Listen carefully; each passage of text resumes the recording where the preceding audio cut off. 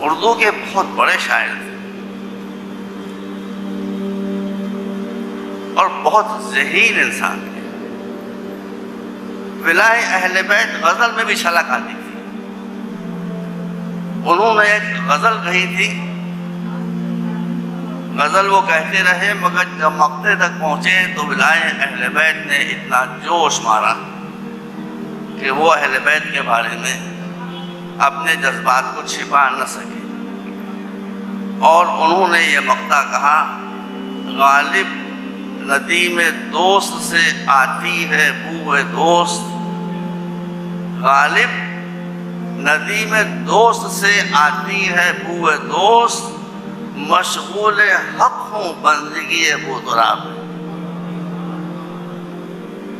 اردو کمزور ہو گئی لوگوں کی، اس لیے آپ اس شعر کی گہرائی کو نہیں سمجھ سکے، نہ میں سمجھانا چاہتا ہوں. مشغول حق ہوں بندگی ابو تراب. غالبی کے زمانے میں بھوپال میں، جہاں اس وقت اہل بیت سے عقیدت نہ رکھنے والوں کی حکومت تھی، ایک مفتی صاحب بھی تھے.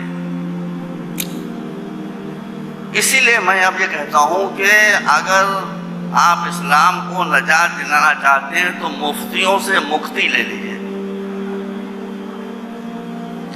اب مفتیوں سے مکتی کا دور آ گیا ہے. بڑی پرابلم بن گئے ہمارے لیے مفتی. میں علماء اکرام کی بات نہیں کر رہا ہوں، وہ تمہارے سر کا تاج ہے. یہ مفتی بھوپال کے سب سے بڑے مفتی تھے. جب انہی نے یہ شعر پڑھا تو شامت آئی. غالب کو خط لکھا. اس خط میں لکھا کہ اسد اللہ خان، تم شرابی تو پہلے ہی سے تھے، جواری تو پہلے ہی سے تھے، فاسق و فاجر تو پہلے ہی سے تھے، جہنم میں جانا تو تمہارا مقدر تھا، مگر کوئی یقین سے نہیں کہہ سکتا تھا کہ تم جہنم میں جاؤ گے. اس لیے کہنے پہ ہو سکتا ہے اللہ نے معاف کر دیا ہو. لیکن یہ شعر کہہ کے اور اس کا یہ مصرع کہہ کے کہ مشغول حق ہوں بندگی ابو تراب میں، تم مشرک ہو گئے. اور مشرک کے لیے نص قرآن ہے کہ مشرک کو نجات ملے گی نہیں. اس لیے اب تمہاری نجات کا کوئی سوال پیدا نہیں ہوتا. دیکھیے، میں نے جو دیکھا ہے اس کو میں دبا کے پڑھ رہا ہوں، کچھ بڑھا کے نہیں پڑھ رہا ہوں، کچھ کم کر کے پڑھوں گا. کسی کی دل آزاری میں نہیں چاہتا. مگر اب میں کیا کروں، میں تو کہہ نہیں رہا ہوں، لکھا موجود ہے. اور پھر بعد میں لاہور سے ایک میگزین نکلتا تھا پہلے نقوش، اس میں جو غالب نمبر ہے اس میں بھی یہ خط موجود ہے، دوسرے لوگوں نے بتایا. جب غالب کو یہ خط ملا تو انہوں نے جواب لکھا. اب مفتی صاحب یہ امید لگا رہے ہوں گے کہ غالب کا خط آئے گا تو اس میں یہ ہوگا حضرت قبلہ کعبہ مفتی دین مدین ہو، یہ ہو، وہ سب لکھا ہوگا. وہاں سے غالب کا خط شروع ہوگا. بھئی یہ میں نے خط اپنی آنکھ سے پڑھا. غالب نے اس کا جواب یہاں سے دینا شروع کیا کہ ابے مفتی سن. یہ بھوپال کے مفتی اعظم کو لکھ رہے ہیں غالب، ابے مفتی سن.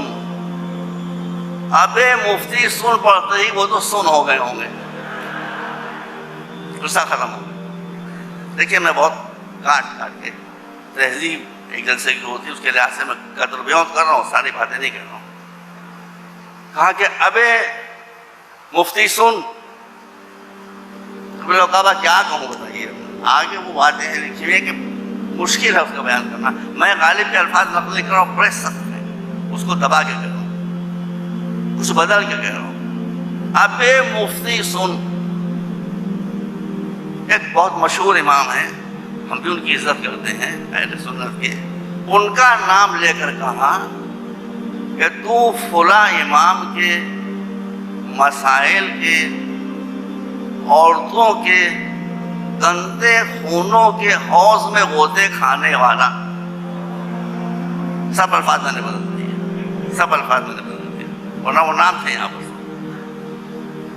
عورتوں کے نجس خون کے حوضوں میں، دیکھیے ادبیت دیکھیے، عورتوں کے نجس خونوں کے حوضوں میں غوطے لگانے والا، تجھے ساقی کوثر کا مرتبہ کیا معلوم؟ نیا صاحب آپ ہی کی برادری کا ذکر ہے، غالب آپ کی برادری کا۔ تو ساقی کوثر کے مرتبے کو کیا جانے؟ مفتی تجھے شرک کی تعریف نہیں معلوم اور مجھے مشرک قرار دے رہا ہے۔ ابے سن جو کہا ہے مولانا عبدالعزیز صاحب، میں نے کسی عالم کی زبان سے نہیں سنا، مگر شاید جو کہا صحیح کہا ہے، بالکل صحیح کہا کہ سن، مشرک وہ ہے جو اللہ کی ذات و صفات و عبادت و احکام میں کسی کو شریک قرار دے، وہ مشرک۔